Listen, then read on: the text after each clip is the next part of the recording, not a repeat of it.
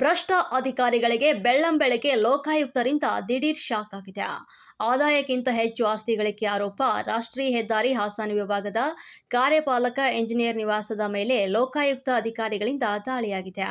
ಕಾರ್ಯಪಾಲಕ ಎಂಜಿನಿಯರ್ ಜಯಣ್ಣ ನಿವಾಸ, ಪತ್ನಿ ನಿವಾಸ, ಹಾರ್ಡ್ವೇರ್ ಅಂಗಡಿ ಹಾಗೂ ಇತರೆ 2 ಕಡೆಗಳಲ್ಲಿ ದಾಳಿಯಾಗಿದೆ.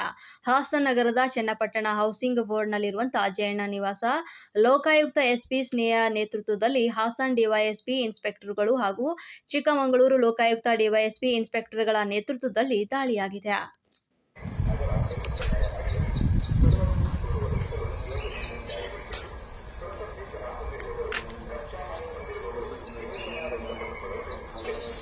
ಮಾಹಿತಿಗಾಗಿ ಆಶ್ರಯ ಶಾಖೆಯ ವಿಷಯ ನಿರ್ವಾಹಕರನ್ನು ಸಂಪರ್ಕಿಸಲು ಕೋರಲಾಗಿದೆ. ಈ ಮೂಲಕ ಹಾಸನ ನಗರದ ಸಾರ್ವಜನಿಕರಿಗೆ ತಿಳಿಯಪಡಿಸುವುದೆಂದರೆ, ಯೋಜನೆಯನ್ನು ಜಾರಿಗೊಳಿಸಿದ್ದು ಸ್ವಂತ ನಿವೇಶನ ಹೊಂದಿರುವವರು, ಕಚ್ಚಾ ಮನೆ ಹೊಂದಿರುವವರು, ನಿವೇಶನ ರಹಿತ ಕುಟುಂಬಗಳಿಗೆ ಇಲಾಖೆಯ ವಿಷಯ ನಿರ್ವಾಹಕರನ್ನು ಸಂಪರ್ಕಿಸಲು ಕೋರಲಾಗಿದೆ. ಈ ಮೂಲಕ ಹಾಸನ ನಗರದ ಸಾರ್ವಜನಿಕರಿಗೆ ತಿಳಿಯಪಡಿಸುವುದೆಂದರೆ